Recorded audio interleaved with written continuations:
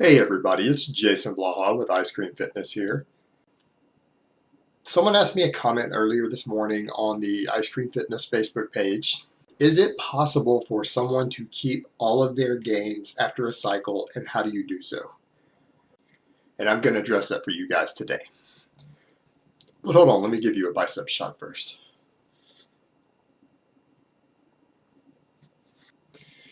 Alright, so really what this comes down to is, why do people lose their gains, particularly guys after their first or second cycle? Why do they shrink so fast? First off, I think part of that is because the popularity of what are common first cycles. These days, everyone is about testosterone, testosterone, testosterone. You go to forums, that is what's pushed for test-only first cycles. All cycles must include test. Or you see guys who jump on debulk-only cycles because they're scared of needles as a first cycle. And the problem you have is that when you're dealing with drugs like this with a high conversion rate into estrogen, even when you use an aromatase inhibitor, they tend to cause a lot of water retention.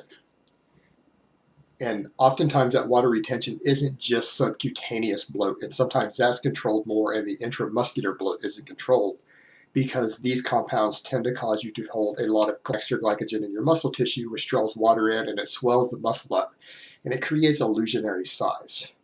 So when people come off of these drugs and they think they're shrinking, they haven't actually lost their gains. They've oftentimes have lost temporary water weight and muscle glycogen, and they think they've lost gains, but they may not have always lost the tissue hypertrophy.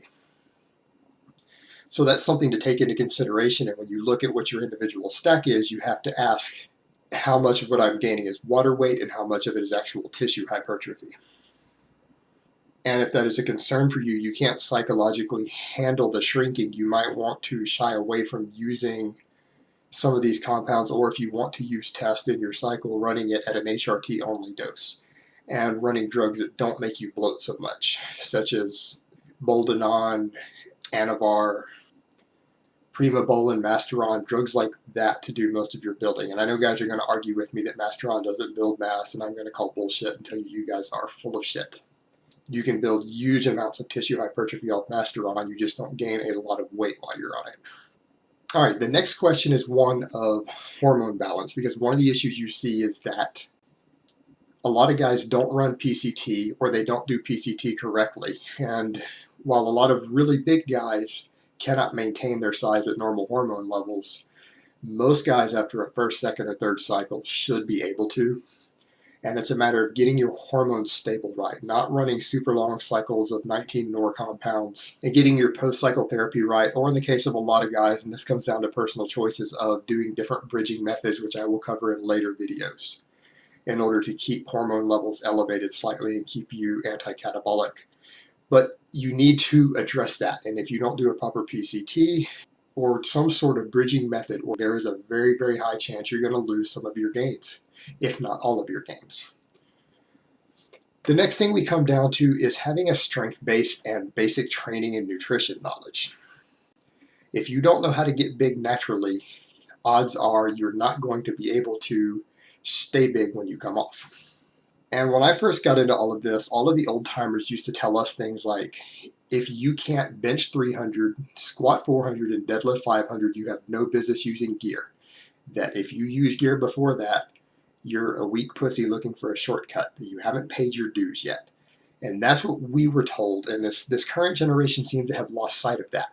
But there was a method to that, and it might sound like a bit much to a lot of guys who want to start. But the point is, first of all, anyone who has a solid strength base and a solid understanding of their body and training knowledge when they start, they tend to gain a lot more muscle off the gear than people who have less of a foundation when they take it.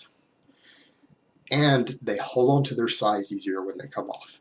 A lot of the holding on to the size may not have to do particularly with the fact that they develop a strength base, but it has to do with the fact that they know how to get big and strong and how to train natural. They know how to eat natural, so that when they come off the gear, they're able to maintain it better. Whereas in someone who's only been working out a year or even a couple of years, but they've never really learned to train correctly, they don't have enough of an understanding of their body or of training without exogenous hormones in their body to really hold on to it. And they might think they do, but they oftentimes do not. So that tends to be a huge factor. So there it is in a nutshell, guys. That is why guys tend to lose their gains. And if you want to know how to keep your gains, then you need to do the exact opposite. You need to do things correctly if you want to keep what you gain when you're on. All right, guys, that's all I have to say on that today. I hope this has been informative, and I will talk to you next time.